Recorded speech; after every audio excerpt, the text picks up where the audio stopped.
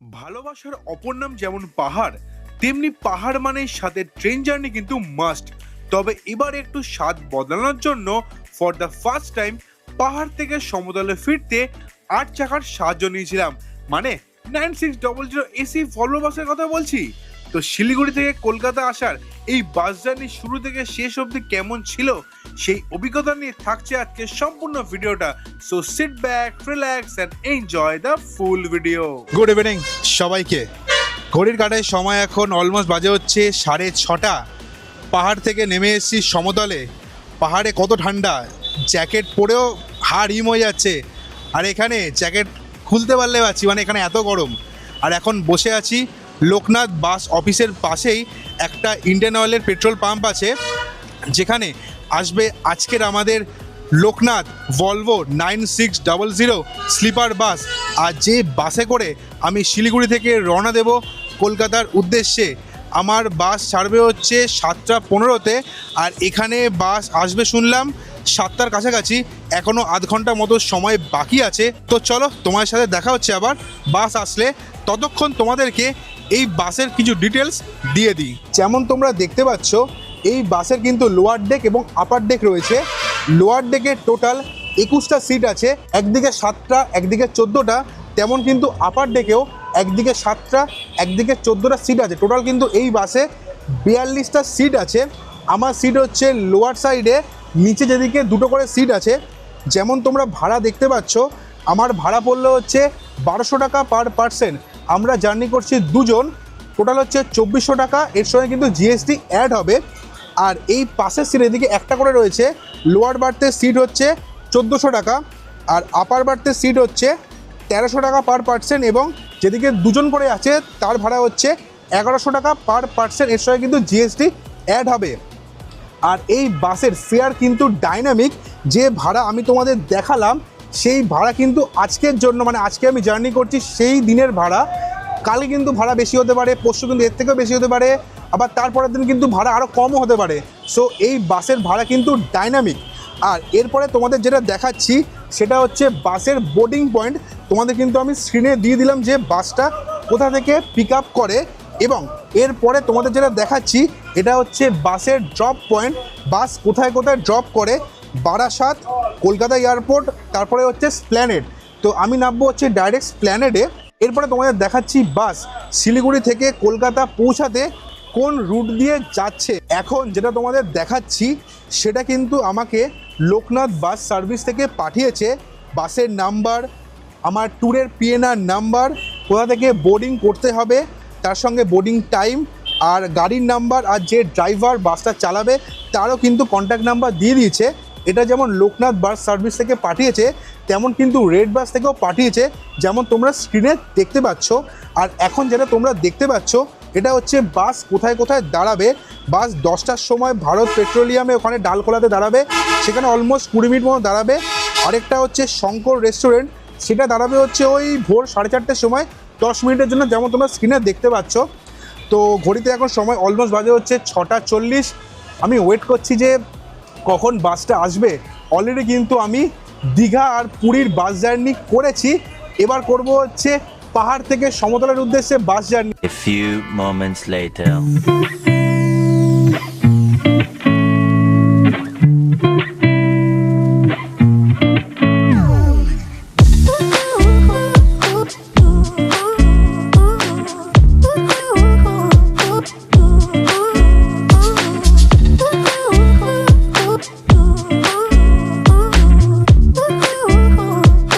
যে জায়গাটা দেখতে পাচ্ছ এটাই হচ্ছে বাসের লাগেজ রাখার জায়গা। আর প্রত্যেকে কিন্তু বড় বড় লাগেজগুলো কিন্তু এর মধ্যেই রাখা হচ্ছে। আর লাগেজ রাখার সময় তোমরা দেখতে পাচ্ছ একটা কাগজকে দড়ি দিয়ে বেঁধে লাগেজের ওপরে লাগিয়ে দিচ্ছে, আর একটা কাগজের টুকরো তোমাদেরকে দিয়ে দিচ্ছে। তোমরা যখন বাস থেকে নামবে সেই কাগজের টুকরোটা দেখিয়ে তোমরা তোমাদের লাগেজ কালেক্ট করতে পারবে। এই যে দেখো, এটাই হচ্ছে আজকের আমার লোকনাথ বাসের সিট। দেখতেই পাচ্ছ সাদা চাদর পাতা, দেখো বালিশের লোকনাথ লেখা আছে।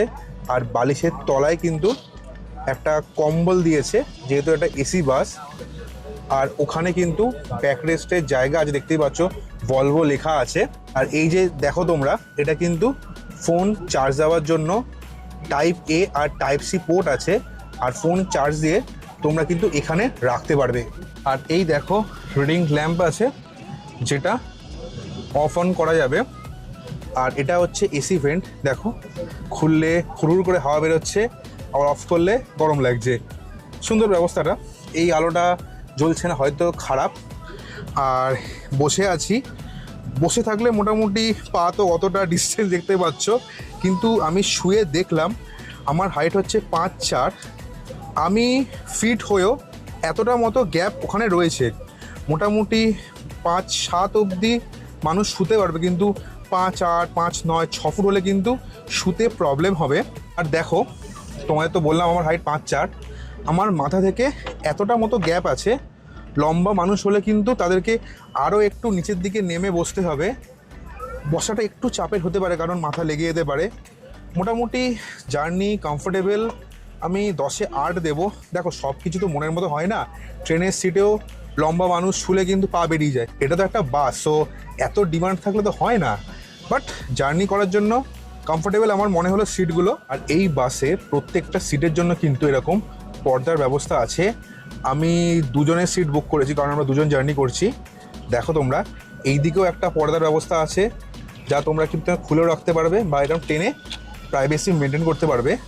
আর এই মাঝখানে কিন্তু বেড ডিভাইড করার জন্য আরেকটা পর্দার ব্যবস্থা আছে, যেটা টেনে তোমরা কিন্তু তোমাদের বেড ডিভাইড করতে পারবে, বা দরকার না পড়লে কিন্তু এটা খুলে দিতে পারবে।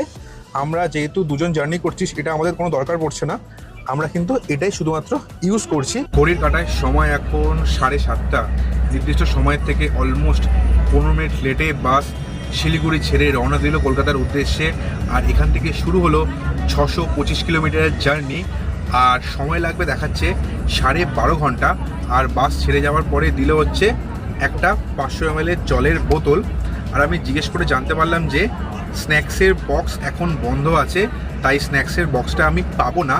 আর এখন যেটা তোমরা স্ক্রিনে দেখতে পাচ্ছ, তোমরা কিন্তু বাস স্টার্ট হওয়ার পরেই কিন্তু তোমরা বাসকে লাইভ ট্র্যাক করতে পারবে রেড বাস অ্যাপ থেকে। তো চলো, বাইরে ঘন অন্ধকার আর গাড়ি ছুটে চলেছে, তো সেই দৃশ্যই এখন তোমরা দেখো। তোমার সাথে দেখা হচ্ছে আবার বাস যখন ফার্স্ট হল্টে দাঁড়াবে তখন। টাটা এখনের জন্য।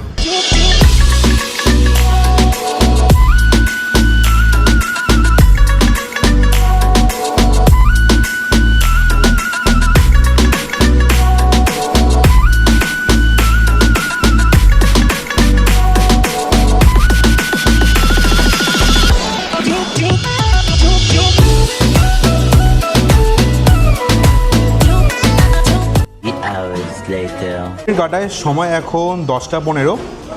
বাস দাঁড়ালো হচ্ছে তার ফার্স্ট হল্টে ডালখোলায়। আর যে জায়গাটায় দাঁড়িয়েছে এর নাম হচ্ছে ঘর ধাবা। এখান থেকেই করবো হচ্ছে রাত্রের ডিনার। আর এখানে বাস দাঁড়াবে মোটামুটি হচ্ছে 20 মিনিট মতো। আর এখানে কিন্তু তোমরা ওয়াশরুমও পেয়ে যাবে, তোমরা কিন্তু সেটাও ইউজ করতে পারবে।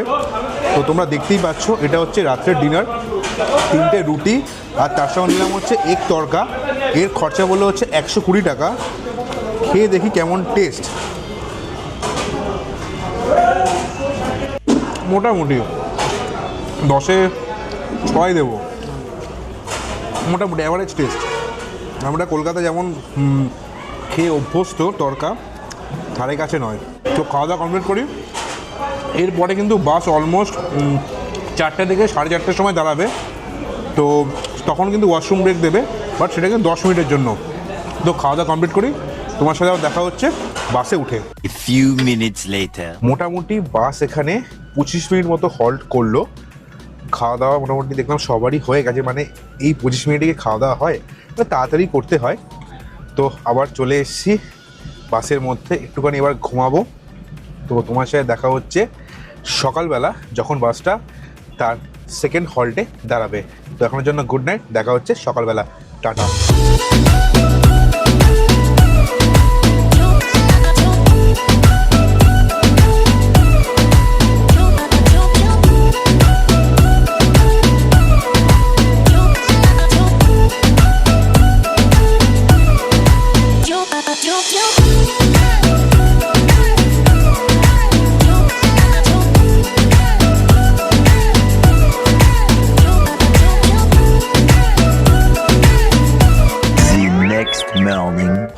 এখন সময় হচ্ছে 6টা, গাড়ি এসে দাঁড়ালো তার সেকেন্ড হল্ট কৃষ্ণনগরে শঙ্কর মিষ্টির দোকানে, যেখানে দাঁড়ানোর কথা ছিল সকাল 4টে থেকে 4:30-এর মধ্যে, কিন্তু আজকে এত জ্যাম ছিল, গাড়ি রাত্রেবেলা মোটামুটি 2 থেকে 2.5 ঘন্টা দাঁড়িয়েই ছিল, সেই জন্য আজকে এই দেরিটা হলো। অন্যদিন কিন্তু এই দেরিটা হয় না, এটা অবশ্যই মাথায় রাখবে। আর এখানে কিন্তু ব্রেকের টাইম হচ্ছে 10 থেকে 12 মিনিট। তো চলো, গাড়ি ছেড়ে দিচ্ছে, গাড়িতে উঠি, তারপরে আবার ডাইরেক্ট তোমার সাথে দেখা হচ্ছে প্ল্যানেট পৌঁছে। টাটা। छोटी छोटी राहें मिलके कहीं दूर दूर मंजिल पर जाएगी, कभी छाँव छाँव कहीं धूप सताएगी।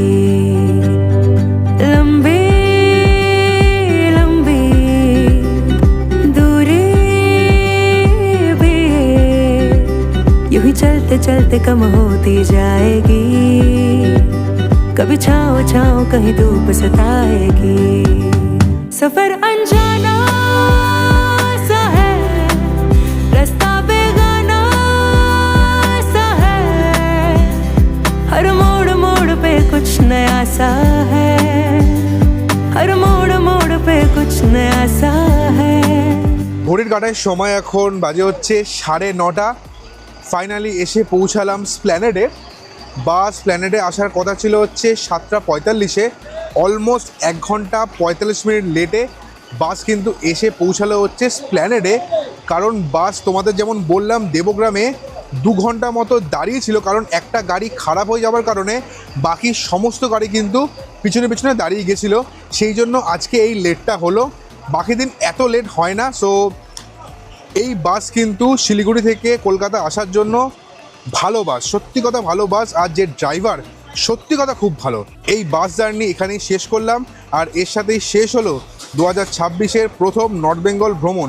তো ভিডিওটা কেমন লাগলো অবশ্যই কিন্তু কমেন্ট করে জানাবে, আর ভিডিও ভালো লাগলে অবশ্যই লাইক, আর চ্যানেলটা কিন্তু অবশ্যই সাবস্ক্রাইব করবে। তো পরের সপ্তাহে তোমার সাথে দেখা হচ্ছে শিলংয়ের ট্যুর গাইড নিয়ে। তখন তোমার সবাই ভালো থেকো, stay safe, stay happy, good bye, tata সবাইকে।